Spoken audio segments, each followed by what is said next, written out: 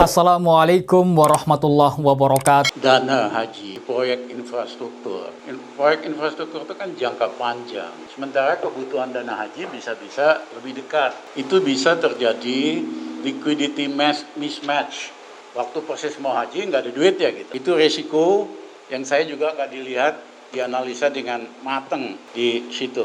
Pertanyaan saya yang berikutnya, kok pemerintah Indonesia ujuk-ujuk membatalkan haji untuk tahun ini? Sepanjang pengetahuan saya dan pernyataan dari Dubes Saudi Arabia di Jakarta, dia belum putusin apa-apa kok.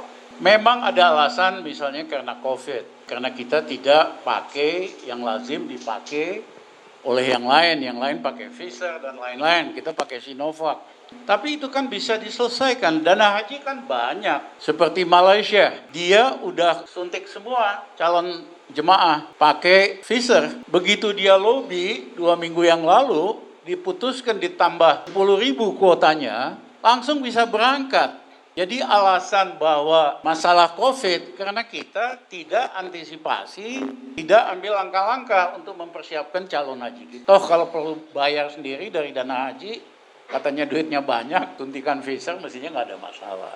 Yang kedua, apa-apa kan harus dibayar berapa bulan sebelumnya. Haji ini bulan Juli tahun ini kan harusnya 3-6 bulan udah bayar dong kewajiban lain. Nggak bisa kita last minute. Pertanyaan yang saya aneh, kenapa sih pemerintah Indonesia nggak lobby buat menyelesaikan masalah ini? Menterinya terbang ke sana dong. Biasa ada masalah perburuhan, Jumhur waktu itu terbang ke sana, selesai bicara sama menterinya.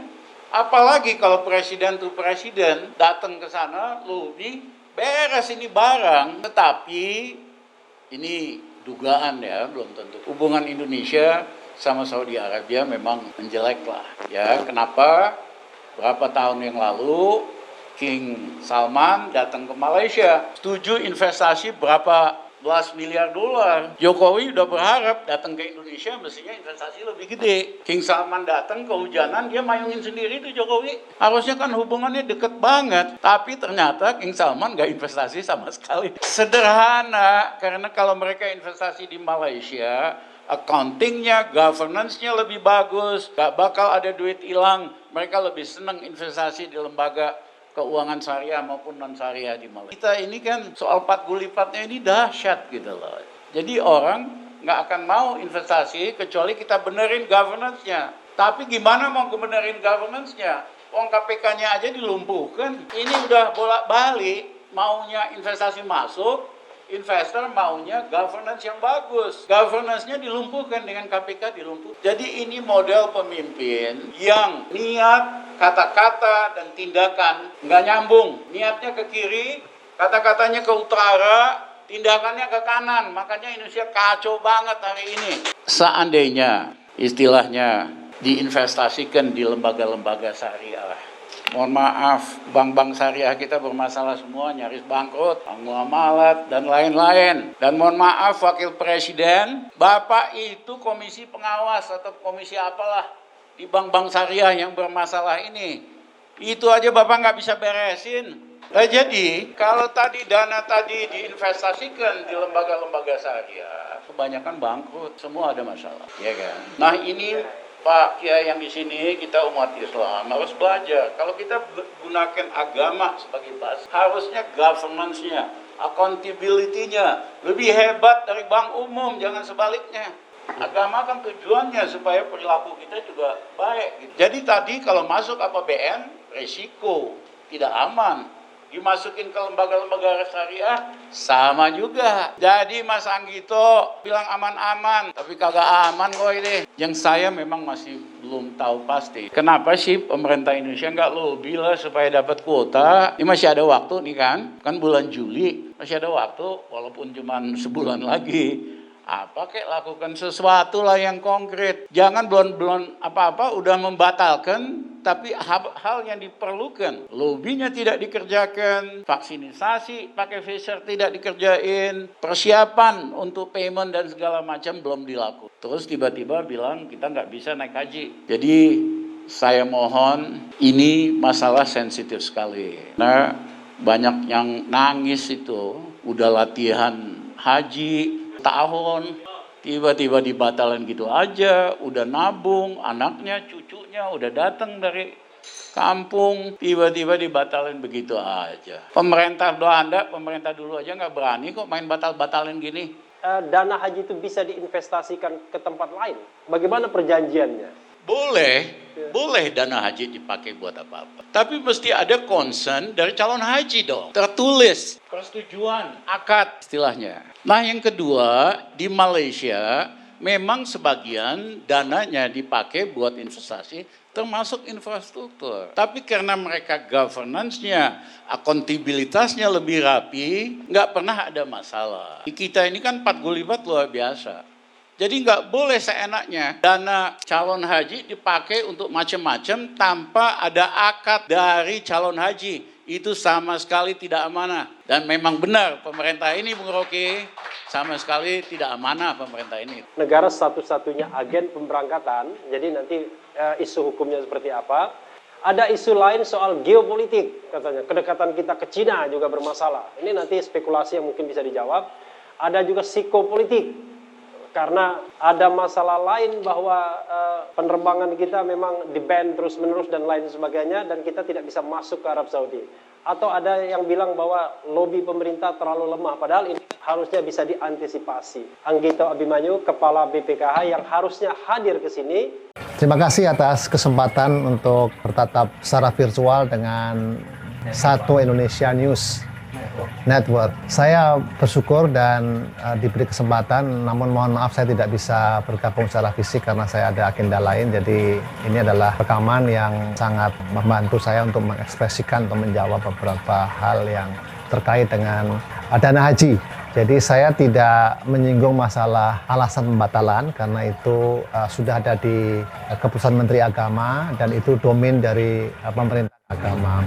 Saya hanya memastikan bahwa pengelolaan keuangan haji itu aman, dana haji itu aman, tersimpan dengan baik. Ya, alhamdulillah sampai hari ini saldo dana haji itu cukup signifikan dan dikelola dengan profesional.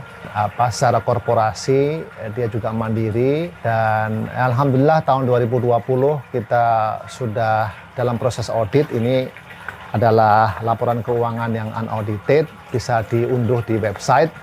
Jadi Anda bisa membaca semua mengenai hal-hal yang tadi disinyalir, apakah ada investasi langsung ke infrastruktur, mungkin jawabannya ada di tempat ini, dan apakah peran atau keuangan BPKH ini mengalami masalah, ya alhamdulillah tidak. Kalau kita lihat surplus tahun 2020 itu cukup signifikan jumlahnya, ya tentu karena tahun 2020 tidak ada haji dan kita juga tidak ada utang. Ini kalau nanti lihat tidak ada utang kepada Saudi yang seperti yang disinyalir oleh banyak pihak.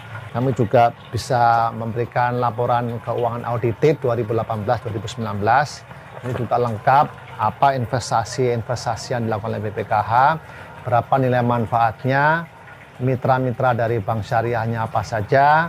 Itu bisa diunduh di website kami, laporan keuangan BPKH yang audited 2018-2019 dan yang masih dalam proses audit 2020.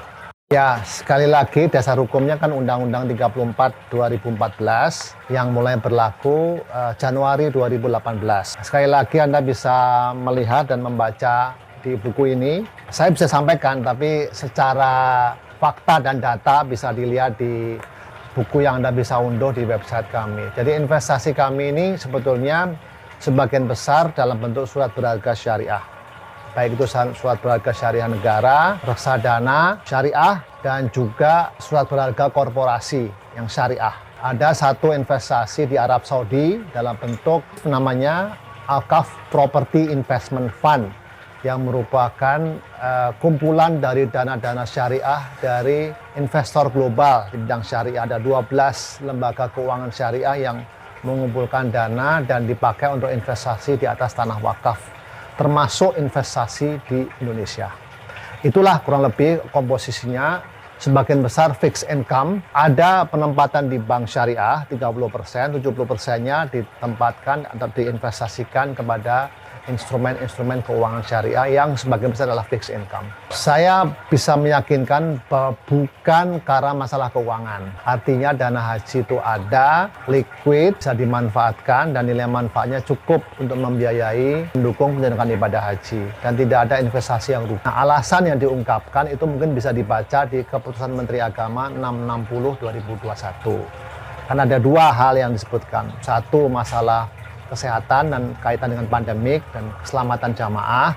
Yang kedua adalah masalah persiapan. Karena persiapan perhajian itu kan banyak ya, mulai dari penyiapan penerbangan, penyiapan hotel. Bagi jamaah yang sudah lunas dan tertunda tahun 2022, terhadap setoran lunasnya itu antara 14 sampai 10 juta tergantung lokasinya, itu jamaah akan punya pilihan. Bisa dipergunakan untuk keperluan lain atau tetap di bank syariah yang di mana dia membayar pelunasan tersebut. Nah, himbauan kami dari BPKH ya mudah-mudahan, kecuali untuk kebutuhan mendesak ya, silahkan ditempatkan saja di bank yang sudah ada, tidak perlu repot-repot ya. Tahun depan tidak perlu lagi membayar pelunasan. Dan terhadap dana yang disimpan di bank syariah tersebut, seperti tahun 2020 kami kan memberikan nilai manfaat atau imbal hasil. Jadi, dan imbal hasil kami kan cukup kompetitif gitu ya.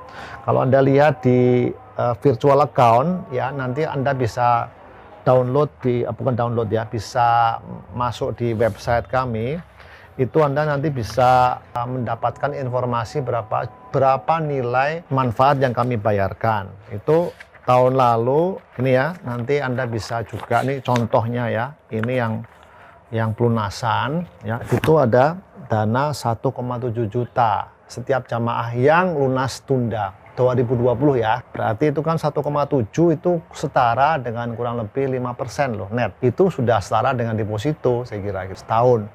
Jadi mudah-mudahan harapan kami jamaah tetap sabar dan ikhlas, dan berdoa mudah-mudahan tahun depan diberi kesempatan haji, dan tetap niatnya kan sudah diucapkan, mudah-mudahan dananya tetap di bank syariah yang sama sehingga kami akan memberikan nilai manfaat gitu. Saya tidak bisa menjawab karena kami bukan otoritas yang menentukan. Tapi dari sisi keuangan siap?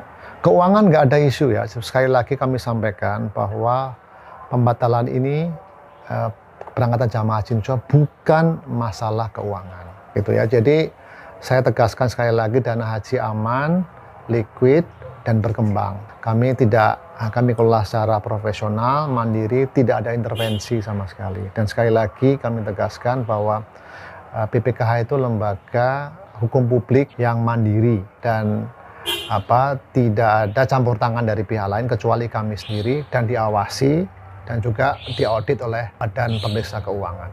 Ini ada fatwa MUI tahun 2012. Itu bunyinya adalah Istisma Ulama Fatwa Komisi Fatwa se-Indonesia.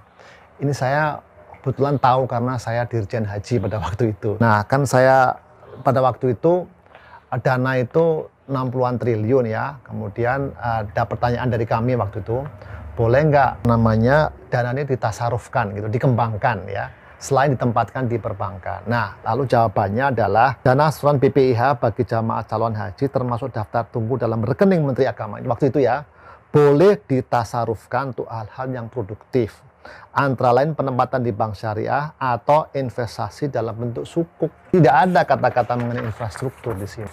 Ini Anda bisa quote ini supaya masyarakat jelas bahwa yang dimaksud Pak Kiai Ma'rif Aruf itu waktu itu beliau belum sebagai wapres ya, itu kan nggak salah video tahun 2017 ya mungkin ya, tapi kedudukan beliau masih sebagai ketua MUI. Waktu itu beliau merujuk kepada fatwa MUI 2012 yang kebetulan saya ikut ya dalam Istisma Ulama tersebut, dan disebutkan tidak ada investasi tertentu, tidak ada. Dan kalaupun ada, ini jangan berandai-andai, itu keputusan investasi itu ada di BPKH. Kami adalah lembaga yang tidak bisa diintervensi. Dan ya alhamdulillah kalau Anda kali lagi Anda lihat di laporan keuangan kami yang sudah audit, tidak ada itu investasi untuk infrastruktur, tidak ada sama sekali. Jadi untuk memperjelas status dari video tersebut yang sekarang beredar lagi gitu ya, padahal itu kan sudah video yang cukup lama ya, itu sama sekali tidak ada kaitannya dengan dana haji untuk infrastruktur. Terima kasih, demikian penjelasan kami, dan silakan melakukan tabayun, kami terbuka untuk dilakukan klarifikasi, dan seperti yang merupakan komitmen kami, kami ingin menjadi pengelola keuangan haji yang terpercaya. Tata kelola kami tata kelola yang baik gitu ya. Setiap tahun kami diaudit oleh Badan Pemeriksa Keuangan, itu adalah suatu bukti di mana kami ingin terbuka. Kami juga ada kewajiban mempublikasikan di media massa. Kami juga berterima kasih nih kepada Bung Refli Harun dan Satu Indonesia Network yang memberi kesempatan. Sayang saya tidak sempat bersilaturahmi fisik dengan beberapa guru-guru yang ada di forum ini, dan saya ucapkan terima kasih atas kesempatan, dan kami juga bersimpati ikut bersedih bersama dengan para jamaah haji yang sudah bersiap untuk berangkat tapi qadarullah karena kondisi Covid, insya Allah, dan doa kita bersama mudah-mudahan tahun depan kita diketemukan lagi dengan bulan haji dan bisa berangkat ke Baitullah untuk memenuhi rukun Islam yang kelima. Assalamualaikum warahmatullahi wabarakatuh. Saya mau kasih kesempatan walaupun less than 1 minute sekarang ya, kepada Pak Kiai Haji Anwar Abbas untuk menyampaikan mungkin perspektif MUI dan juga beliau juga dari Muhammadiyah. Silakan Pak. Mengapa Tuhan menurunkan agama Islam ini? Itu para ulama sudah mencoba merumuskan ya, yang disebut dengan maqasid asy-syariah. Jadi tujuan diturunkannya agama ini adalah ada 5: lihifdzid din, lihifdzil nafsi, lihifdzil aqli, lihifdzil nasli, lihifdzil mal.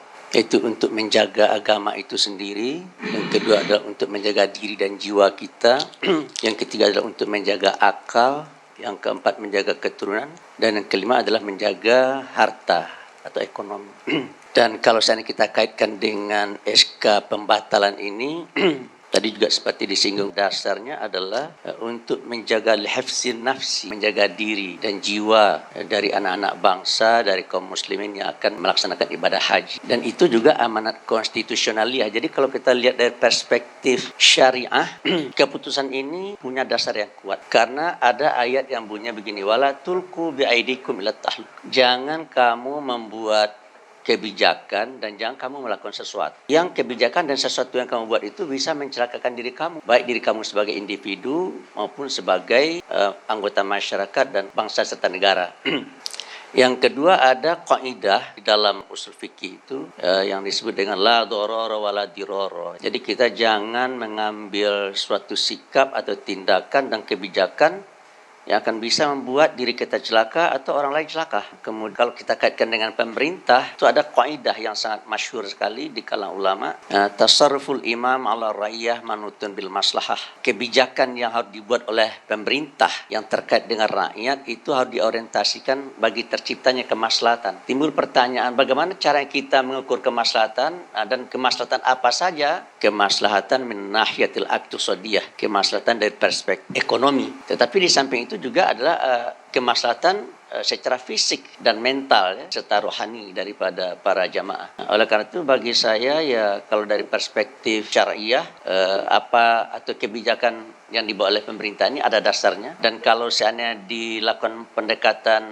konstitusionaliyah juga ada dasarnya di Muqaddimah Undang-Undang 145 ya. Mungkin barangkali ya yang akan menjadi perbedaan pendapat itu adalah min nahiyah al-iqtisadiyah, kemaslahatan dari perspektif ekonomi, dan akadnya apa ini kan gitu.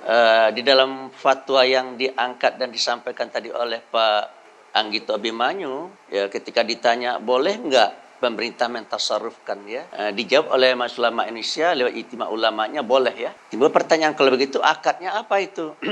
Akadnya bukan akad wadiah. Kalau wadiah itu titipan.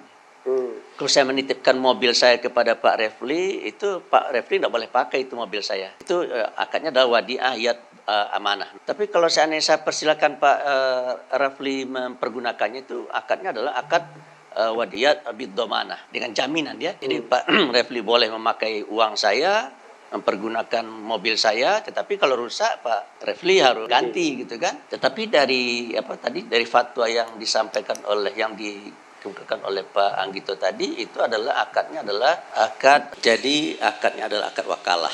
Jamaah mewakilkan kepada pemerintah dalam hal ini BPKH untuk silakan mengelola. Kenapa penting akad wakalah ini? Karena dana haji itu per orang jatuhnya rata-rata sekitar 70 juta. Sementara jamaah membayar untuk mendapatkan porsi itu 25 juta. Kemudian ketika dia berangkat dia harus menambah 10 juta. Ya, jadi berarti ya tombok gitu sekitar 35 juta. Nah, pertanyaan saya dari mana itu? Dari manfaat atau hasil pengelolaan dana haji. Nah, oleh karena itu bagi saya yang menjadi pertanyaan begini ya, jatuhnya wajib haji itu pada seseorang adalah ketika dia mampu, termasuk mampu secara keuangan. Timbul pertanyaan pada diri saya ya, naik haji tahun 2019 berarti uang yang dia setor itu hanya 35 juta, sementara beliau menghabiskan 70 juta. Nah, dan saya sudah coba hitung-hitung ya, itu baru impas ya, dana 25 juta dan 10 juta itu kalau disetor ya, itu baru impas sekitar 18 tahun. Jadi kalau seandainya dia naik haji 18 tahun yang akan datang, itu baru impas, baru balance. Pengeluarannya 70 juta, kemudian pokok dan hasilnya juga sekitar angka 70 juta itu gitu ya. Jadi dengan ini baru balance. Tapi kalau seandainya dia akan naik haji tahun depan, saya rasa masih ditombok. Timbul pertanyaan dari mana menomboknya? Dari hasil pentasarufan dana haji ini gitu. Oleh karena itu bagi saya ya yang menjadi pertanyaan ya, mengapa kok semurah itu biaya ibadah haji gitu? Semestinya mereka harus bayar 70 juta, kenapa kok hanya bayar 35 juta?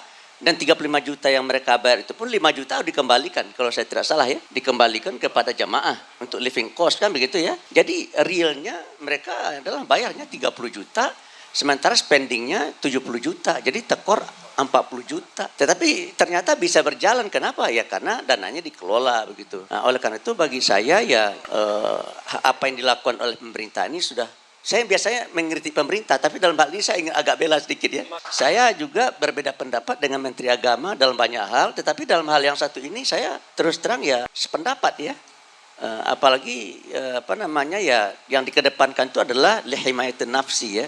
Sebab harga satu jiwa itu ya, kalau misalnya ada orang yang meninggal satu orang gara-gara ini begitu ya, itu kita ikut menanggung dosanya.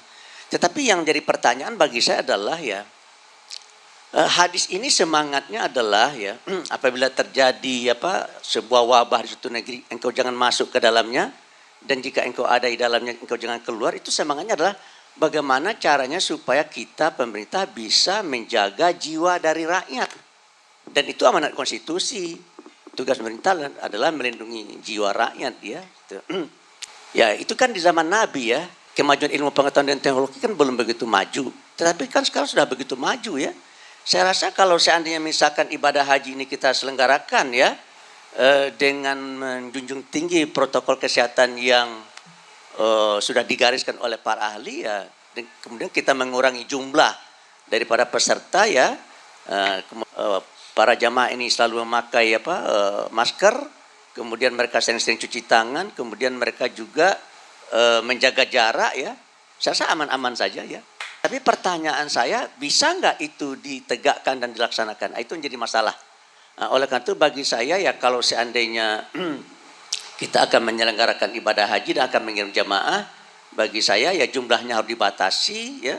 Kemudian yang kedua adalah protokol kesehatan harus dihormati dan tinggi.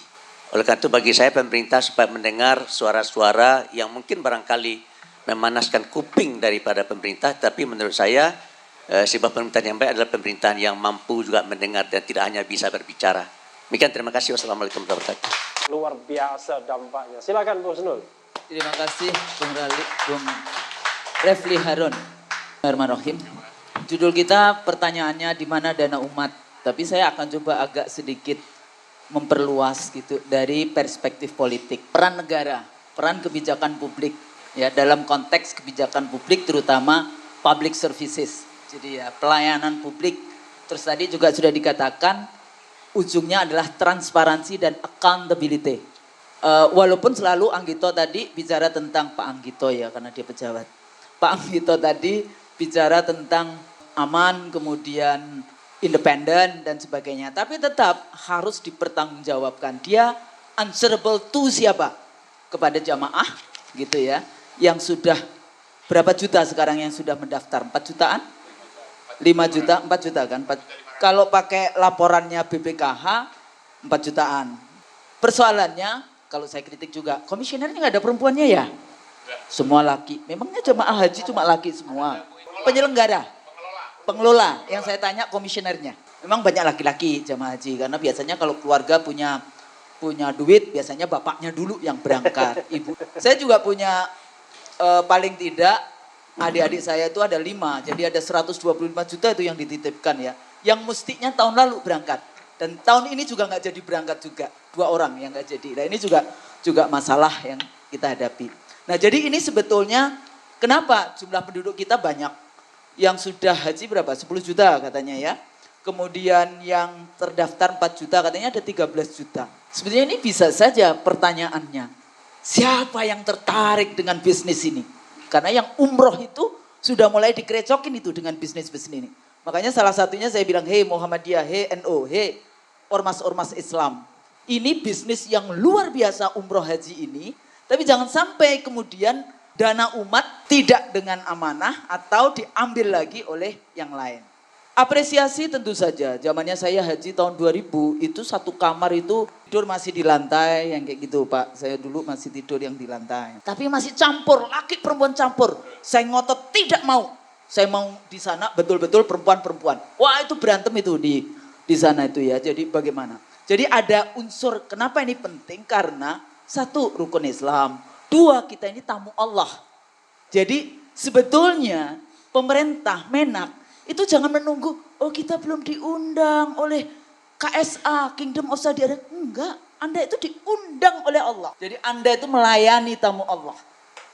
Quran surat Al-Hajj 27, wa adzin finnasi bil hajj. Ya, jadi ini kita itu disuruh ke sana itu karena diundang oleh Allah. Jadi ini mindset Kementerian Agama, ini harus penting ini berurusan dengan Allah. Kalau Anda boleh, wah udah selesai gitu. Jadi labbaik Allahumma labbaik Allahumma labbaik itu dalam kancah dalam arti aku datang memenuhi panggilan Allah. Jadi ini jangan dilupakan. Jadi apa fungsi negara? Memfasilitasi ya penegakan atau pelaksanaan rukun dan wajib haji. Rukun haji ini juga jadi masalah Pak. Misalnya contoh kita mau mikot kalau dari Indonesia dari Yalamlam. Itu satu pesawat itu biasanya cuma 2 orang aja. Yang sudah pakai ikhram kalau yang langsung ke Mekah. Sisanya enggak. Digampangkan kayak gitu ya. Menggampangkan. Padahal kalau Anda tidak mengikuti rukun haji. Ya bisa aja sih dalilnya. Oh ini dalilnya nanti darurat. Tapi kan hajinya batal. Bayangkan jamaah ya. Yang sudah. Ibu saya dulu itu haji tahun 95 itu setiap hari itu nabung 1000 dari keuntungan jualannya. Sampai kemudian bisa pergi haji. Kalau bapak saya pensiun, baru dapat duit, nah itulah yang pakai haji. Dulu masih 7,5 juta. Nah jadi kalau kita lihat dari sini regulasinya, memang monopoli negara. Kalau tadi Pak Anggito mengatakan badan pengelola keuangan haji, jangan cuma masalah keuangannya saja. Sampai dia kan, keuangannya aman. Tapi kan tetap saja jamaah nggak bisa pergi. Nah di sini politiknya. Ini sebetulnya Kementerian Agama, BPKH, bahkan menurut saya Presiden bertanggung jawab. Karena nanti ada Menteri Luar Negerinya. Kalau tadi dikatakan diplomasi kita ini sedang bermasalah dengan KSA. Ya, gimana nih lobby nih? Kita bicara tentang, bahkan kita duta besarnya belum jalan ya? Belum pergi ya? Kenapa itu? Nah ini juga yang kedua. Apalagi kemudian diskursus yang kuat anti Arab di Indonesia, kemudian Islam Nusantara dan sebagainya. Saya pikir ini mempengaruhi diplomasi hubungan Indonesia dengan KSA. Ya. Kemudian kalau tadi dikatakan uangnya di mana? Ternyata kalau dari laporannya BPKH itu ada katanya kita para jamaah itu menandatangani akad wakalah Pak Kiai. Jadi uangnya bisa digunakan oleh pengelola, dimanfaatkan oleh BPKH. Jadi mestinya akadnya jangan wakalah, mungkin akad yang terbatas. Apa itu namanya? Muqayyadah atau apa? Kemudian tadi argumentasi subsidi. Menurut saya agak tidak penting subsidi untuk haji ini. Tapi persoalannya, ini kan klaim negara. Klaim BPKH, selalu mengatakan subsidi. Sebetulnya bukan, jadi ada 25 juta yang dibayarkan, kemudian 10 juta untuk pelunasan, kemudian selama 10 tahun menunggu itu ditambahin 10 juta. Jadi katanya biayanya 70 juta. Sebenarnya biaya 70 juta itu hitungannya siapa? Nah ini juga transparansi dan accountability-nya itu harus jelas. Bagi saya jamaah haji tidak penting untuk disubsidi. Nggak penting. Karena apa? Klaimnya negara yang kadang-kadang kita, oh jadi gue hajinya nanti di akhirat nanti hisabnya kita gimana? Jadi persoalannya adalah policy-nya yang salah. Kebijakannya yang salah. Untuk apa memberikan subsidi? Oh tapi kan ada orang miskin. Nggak masalah kalau Allah sudah memanggil. Itu orang miskin bisa kok. Dari 10.000, 1.000, ibu saya dulu tuh 1.000 setiap hari. Ya, tapi dulu masih 7,5 juta. Nah, apakah boleh diinvestasi? Menurut saya ini pertanyaan ini, Bung Rizal. Kalau dibelikan emas gimana? Dia ada? Oh, oke. Nanti abang saya ini, IC The Real Show yang akan menjelaskan bagaimana emas. Karena kalau saya hitung dengan emas, ternyata jamaah haji Indonesia yang 10-15 tahun, itu semuanya kita bisa pergi dengan ONH+. Jadi yang kita bayarkan itu, saya hitung harga emas yang saya taruh misalnya 10 tahun, 15 tahun yang lalu, dan misalnya saya pergi sekarang, itu saya sudah bisa pergi dengan ONH+. Kalau menggunakan harga emas. Jadi di sini letaknya menurut saya sangat penting kebijakan-kebijakan itu supaya tidak ngawur. Karena Anda berhubungan dengan langsung tamu Allah. Itu yang pertama. Yang kedua, nah secara politik ada nggak ini hingar-bingar sebetulnya delegitimasi Kemenak atau delegitimasi BPKH misalnya di dalam konteks kontestasi konflik politik yang ada. Ya kan? Karena apa? Beberapa waktu yang lalu heboh nih umroh. Umroh sekarang pakai online, tapi bukan muslim tuh, bukan bisnisnya muslim. Padahal kalau umrah lagi-lagi nanti berurusan dengan ada rukun, ada wajib. Ya rukun itu kalau haji yang tadi saya kalau Anda rukunnya nggak mengikuti rukun itu, maka haji Anda itu batal, bukan cuma tidak sah. Kalau wajibnya dilanggar, Anda hanya bayar dam. Nah ini jadi persoalan-persoalan syariat gitu ya. Dan di sini letaknya MUI sangat penting, Muhammadiyah, NU dan lembaga-lembaga Islam yang ada. Masuk ke bisnis haji dan umroh itu luar biasa. Umroh setiap tahun berapa tuh jumlah ini. Nah siapa yang akan mengambil monopoli seperti chain dari bisnis retail yang ada toko-toko gerai di Indonesia yang seperti itu. Ini mereka juga sudah mau masuk. Bahkan yang berapa tahun yang lalu terakhir umroh itu mau diambil. Anda bisa bayangkan katanya yang punya penduduk mampu itu 27 juta penduduk. 27 jutaan gitu ya. Itu kan target bisnis. Ya, baik haji maupun umroh gitu. Siapa pebisnis ini? Jangan sampai kekuatan bisnis umat. Kalau dulu zamannya awal itu ada pebisnis kauman. Itu dihabisi sekarang dengan 9 naga kalau yang hari ini ya. Jadi ini juga penting. Saya sebetulnya menginginkan teman-teman atau Pak Kiai yang dari MUI, Muhammadiyah serius di dalam konteks bagaimana mengurus bisnis haji dan umroh ini. Sangat penting. Jadi tidak hanya haji tapi juga umroh. Nah kemudian nanti supaya apa? Supaya rukun dan kewajiban di dalam pelaksanaan ini penting. Terakhir, di mana posisi DPR dan Presiden? Presiden jangan ngomong kemudian presidennya bicara, itu kan udah menak. Nah ini pertanyaan saya, siapa yang tahu kenapa menteri Bapak yang terakhir itu berhenti? Mestinya ditanya nih, Bung Refli, karena saya tahu kenapa menteri terakhir ini berhenti. Ada hubungannya dengan urusan haji, ada hubungannya dengan urusan lobby KSA, ada hubungannya itu. Ada nggak Pak Jenderal itu akhirnya meminta mundur setelah pergi ke KSA, terus kemudian ketemu dengan Presiden, dan akhirnya apakah dia dimundurkan ataukah mundur. Ya. Jadi ini juga sangat penting menurut saya. Kemudian karena apa? Karena nanti berhubungan dengan isu itu kayak gitu kan. Ya, jadi rezim ini memang harus secara ini kalau kita tidak mau mendapatkan terus-menerus cobaan ujian dari Allah. Terakhir, negara, kalau di KSA, Kingdom of Saudi Arabia, dia itu menyebut dirinya pelayan Haramain, pelayan Mekah dan Madinah. Nah, di sini kita bagaimana? Kalau tadi dikatakan lobby diplomasi, iya, itu wajib. Jadi pernyataan Menak itu bukan, kita tidak butuh tambahan kuota yang biasanya sudah diberikan, 200 ribuan itu, katanya mau tambah. Berapa tahun yang lalu yang haji dikasih tambahan 10 ribu aja nggak bisa memberangkatkan. Kenapa? Nah itu kan pertanyaan kita, punya duit, nggak punya duit, kalau pakai APBN, ternyata APBN-nya bocor di mana-mana, urusan korupsi di mana-mana. Nah bagaimana dengan yang ini? Ini juga persoalan ke situ. Jadi intinya DPR jangan diam saja, lakukan lobby karena suratnya Dubes ini kan kepada ketua DPR.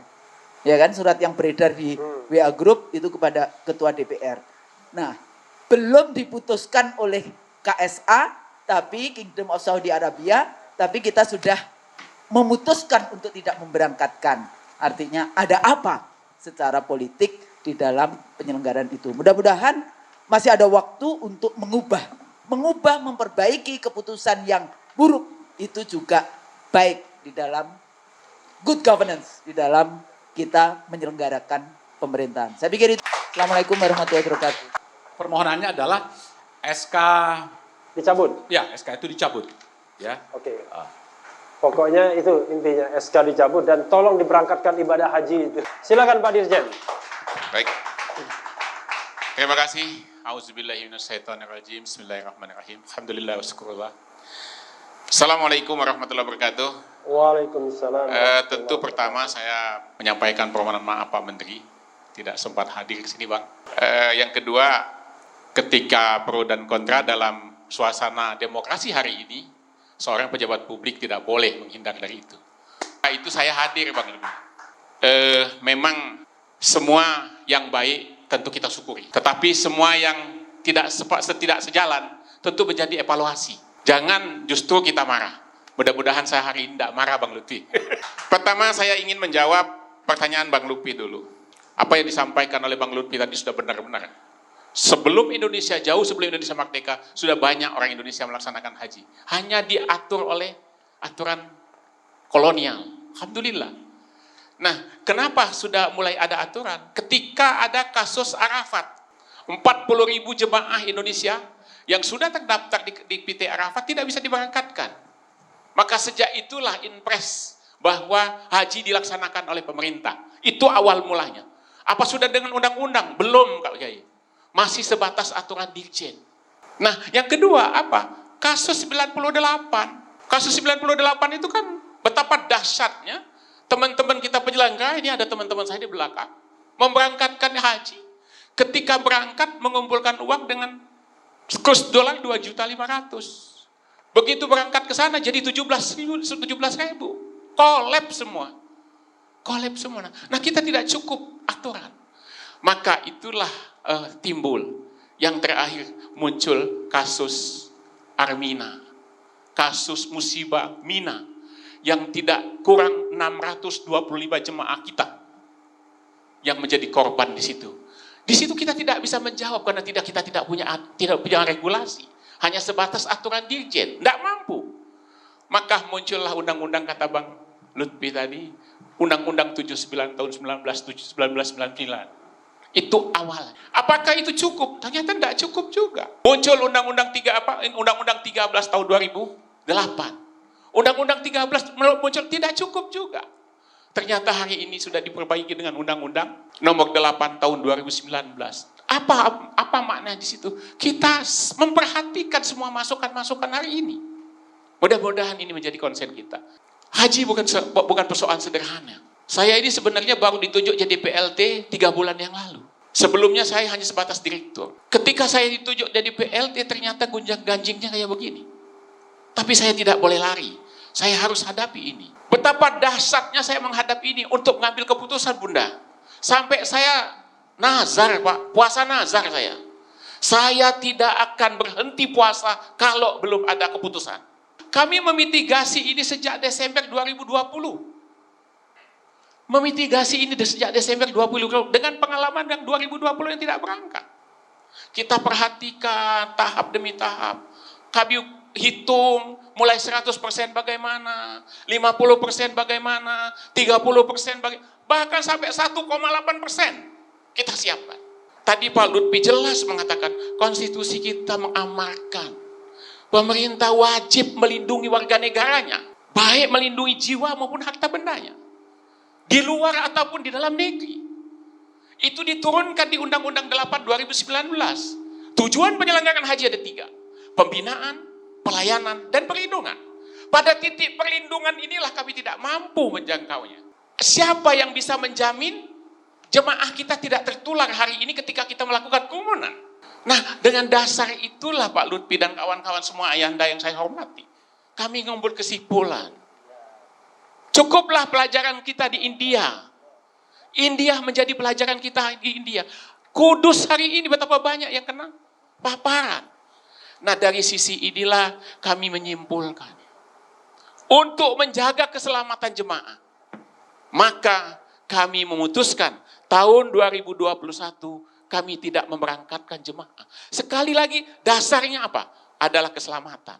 Cukup dengan itu? Tidak. Semua aspek kami lihat. Semua kondisi kami lihat. Yang terakhir hari ini kita pahami bersama. Sampai detik ini Arab Saudi belum memutuskan apakah dia melibatkan warga negara muslim dunia atau hanya sebatas dalam negeri seperti tahun yang lalu. Sementara waktu kita Pak Kiai Bang Lutfi tinggal 30 hari lagi, Bang. Nah, di sini pertimbangan daripada kita membawa mudarat. Kenapa kita tidak mengambil yang baiknya, yang manfaatnya?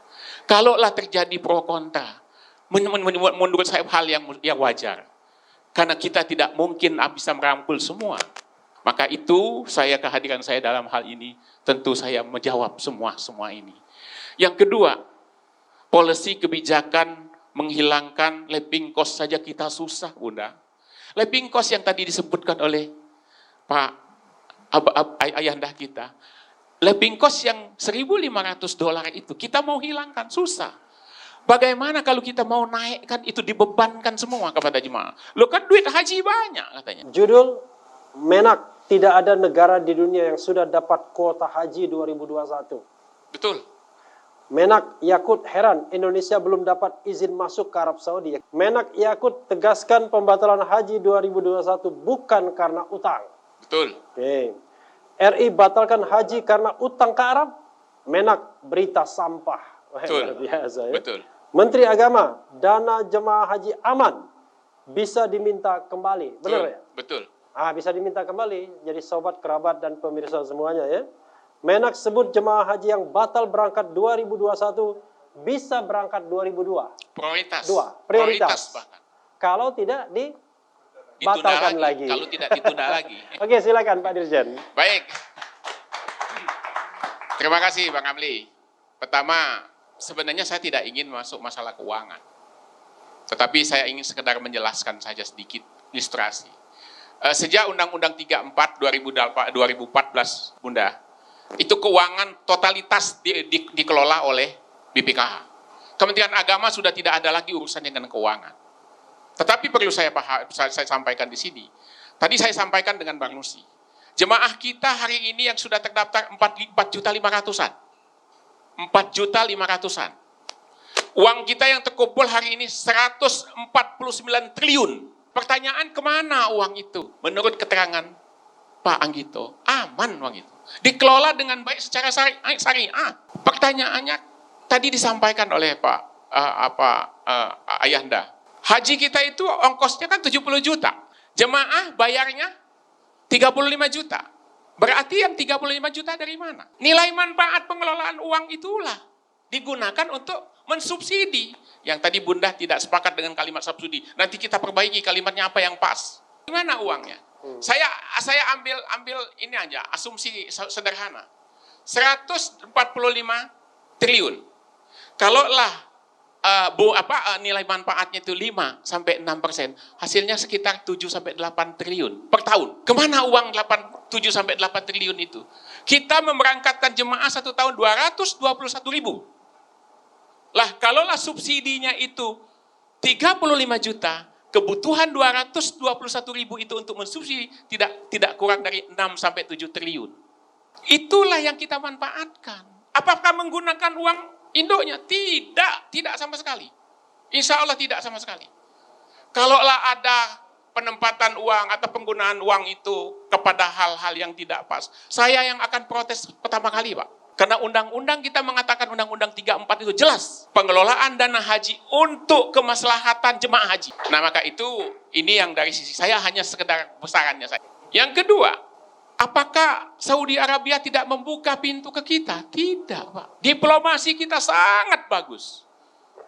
Terakhir saya tanggal 16 Maret, begitu saya ditunjuk menjadi PLT, saya audensi kepada Duta Besar Arab Saudi di Jakarta.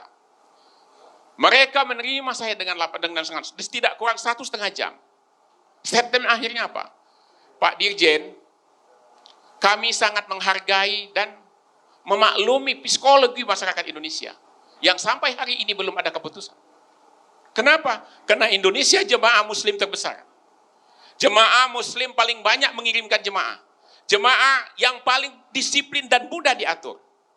Kalaulah pemerintah Arab Saudi memutuskan untuk melibatkan negara muslim dunia, Indonesia pertama kali yang akan kami informasikan. Bahasa itu, Pak, yang saya terima. Kurang apa lagi diplomasinya? Memang hari ini belum ada keputusan itu. Bahkan pemerintah Arab Saudi minta SK kita, SK 660 itu, untuk mereka telaah. Apa maknanya? Diplomasi kita tidak ada hambatan apa-apa. Persoalan tidak ada belum ada haji, belum ada kuota, bukan persoalan Indonesia. Semua negara yang belum menerima itu. Maka itu Bapak Ibu sekalian, dalam kesempatan ini saya sampaikan. Kalaulah ada informasi yang mengatakan kita punya utang, hoak. Kalaulah yang mengatakan Indonesia tidak boleh masuk karena vaksin Sinovac, hoak. Karena betul Kementerian Kesehatan Haji mengatakan bahwa kami menggunakan 4 vaksin dalam masa pandemik ini. Tidak termasuk Sinovac. Tapi tidak ada diksi mengatakan Sinovac tidak boleh masuk. Tidak ada diksi Sinovac tidak boleh masuk. Yang terakhir tentang 11 negara yang sudah boleh masuk. Sementara kita belum boleh masuk. Apakah itu untuk haji? Tidak. Untuk orang berkunjung ke Arab Saudi dalam masa pandemik ini hanya 9 negara itu yang sudah boleh masuk ke Arab Saudi. Indonesia bagaimana? Kita tunggu selanjutnya. Nah, maka itu Pak Kiai, Bunda, Pak Lutfi, Pak Bang Nusi, saya terima kasih. Masukan-masukan hari ini sangat berharga buat saya. Sangat penting buat saya. Sekali lagi, setiap keputusan pasti ada pro kontranya. Pasti ada yang suka, pasti ada yang tidak suka. Yang paling penting, haji adalah syarat dengan kepentingan. Di situ ada kepentingan politik, di situ ada kepentingan sosial, di situ ada kepentingan bisnis, di situ ada kepentingan ibadah, di situ ada kepentingan budaya. Maka itu hal yang wajar dalam mengambil keputusan, suatu hal yang harus diterima dengan lapang dada. Demikian, Assalamualaikum warahmatullahi wabarakatuh. Waalaikumsalam warahmatullahi wabarakatuh. Bang Refli. Ya, kami sangat menghargai ya. Nanti kesempatan. Jadi kami sangat menghargai pemerintah yang mau datang ke acara ini secangkir kopi untuk menjelaskan ya. Ini perspektif publiknya, ada perspektif dari penguasanya, pemerintahnya. Jadi acara ini akan berkembang secara baik kalau wakil-wakil pemerintah mau datang ke sini. Tepuk tangan buat Pak Dirjen. Silakan Mas Lutfi. Ya. Karena tadi nama saya disebut 7 atau 8 kali, Bung. Jadi oleh Pak Dirjen. Silakan. Dan Bung Refli juga menyebut soal first travel barusan. Ini ada yang perlu diklarifikasi, Bung. Ya. Jadi dulu ya, ini Pak Menterinya masih zaman Pak Lukman. Jadi ada, karena tadi beberapa kali nama saya disebut begitu oleh Pak Dirjen. Dan juga Bung Refli menyebut soal first travel ya. Dan Pak Anggito tadi juga sudah menyebutkan aman. Kemudian anggota DPR, juga Ketua Komisi 8 itu mengatakan bahwa uang itu aman dan seterusnya. Nah, saya jadi teringat Pak Menteri Agama zaman Pak Lukman itu mengeluarkan keputusan Menteri Agama 589 2017 ya. Ini saya soal konsistensi saja ya. Jadi Karena saya jadi penasaran dengan keputusan Menteri Agama 589 2017, itu Pak Menteri Agama, Pak Jenderal, Pak Rozi bilang bahwa itu pertemuan dengan ini Pak Lukman. Pak Lukman, Menteri Agama Lukman bilang bahwa di dalam keputusan Menteri itu bahwa jamaah first travel itu yang gagal berangkat harus diberangkatkan atau uangnya kembali. Kan begitu. Kemudian di dalam rapat dengan Komisi 8 DPR RI, Pak Yandri juga, ya Pak Yandri Susanto nanti yang akan juga ada videonya. Yang ada videonya nanti. Beliau juga kan di media sosial dia bilang bahwa aman ya. Nah di dalam kasus first travel ini rapat antara Menteri Agama Pak Jenderal Rozi dengan Komisi 8, rapatnya itu tanggal 28 November 2019 ya. Dihadiri 9 fraksi dan 21 anggota Komisi 8 mengatakan akan ada skema untuk memberangkatkan jamaah yang gagal berangkat itu. Yang jumlahnya 310.000 itu. Dan kerugian hampir 1 triliun itu. Ya. Nah, jadi saya penasaran, ini aman-aman tapi kenyataannya kan tidak. Skema untuk memberangkatkan ternyata juga tidak begitu. Nah bagaimana, coba tolong yakinkan kami Pak, untuk bisa percaya. Ya, untuk bisa percaya karena buktinya kemudian aset first travel dan semuanya kan disita negara. Jadi tolong diyakinkan Pak, kan perlu koherensi antara apa yang disampaikan, antara kebijakan dan apa yang dilakukan, begitu Pak. Jadi tolong dijelaskan kepada kami. Nah, oke Pak. Tapi sebelum Bapak menjawab, ini ada dari audiens, saya biasanya Pak Dirjen setelah ini akan berlalu. Jadi Bang Ihsan, saya reserve agak terakhir sedikit. Jadi ada dari audiens, dari Kesturi untuk bertanya. Silakan. Terima kasih untuk kesempatannya. Pertama bahwa kami asosiasi atau lintas asosiasi haji dan umroh, kami sangat apresiasi atas keputusan tegas dari pemerintah untuk tidak memberangkatkan haji atas kuota Indonesia secara resmi pada haji tahun ini karena berbagai alasan. Hanya satu yang kami garis bawahi, judulnya kenapa harus pembatalan. Karena secara sederhana, kalau pembatalan segala sesuatu sudah rapi. Kita sudah siap untuk berangkat. Tidak jadi berangkat, batal. Tapi di sini PMA nomor 660 2021 yang lalu disebutkan pembatalan. Ini tanda tanya yang khawatir memberikan satu pengertian atau dampak yang lain. Dampaknya apa? Saya tadi pagi ini mendapatkan informasi dari Saudi bahwa nampaknya akan ada undangan dari kerajaan Saudi Arabia kepada haji secara internasional. Totalnya 60.000. 15.000 untuk lokal, 45.000 untuk internasional. Dan Indonesia informasinya akan mendapatkan sekitar 3.000-an. Ini informasi, belum berita resmi. Ya, tapi ini belum tentu hoax. Kalau boleh tahu informasinya dari Arab tadi. Dari Saudi Arabia. Ya siapa? Dari partner kita, partner. Karena semua partner-partner kita sana tanda tanya. Memang belum ada satupun pengumuman resmi tentang haji 2021. Belum ada sama sekali. Jadi semua kita, seluruh dunia, termasuk partner kita di Saudi, sangat menunggu, harap-harap cemas. Apakah ada haji pada tahun ini, khususnya secara internasional. Dan informasi yang sangat menggembirakan bahwa akan dibuka sekitar, tadi Pak Dirjen sudah menyebutkan, sudah ada mitigasi sampai 1,5% total kuota yang perkiraannya 3.300. Kok klop? Pengertian saya tadi pagi 3.000, Pak Dirjen barusan mitigasi sampai 1,5%. 3.000-an. Persoalan nanti kalau ia 3.000-an dikirim informasinya kepada Indonesia sebagai satu undangan, bagaimana memanfaatkan ini? Sementara Pak Menteri sudah menetapkan dalam PMA nomor 660 2021 pembatalan haji yang kemudian ditafsirkan secara baik oleh beberapa media bahwa Indonesia secara resmi tidak mengirimkan dan tidak membahas tentang istilah pembatalan. Tapi efeknya yang menjadi persoalan. Kalau undangan itu dibuka kepada Indonesia, apakah Indonesia kemudian dengan alasan sudah dilakukan pembatalan, maka Indonesia tidak menerima undangan sekitar berapapun yang akan diberikan kepada Indonesia. Itu satu hal. Yang kedua, sebenarnya ada 3, baik saya ringkas.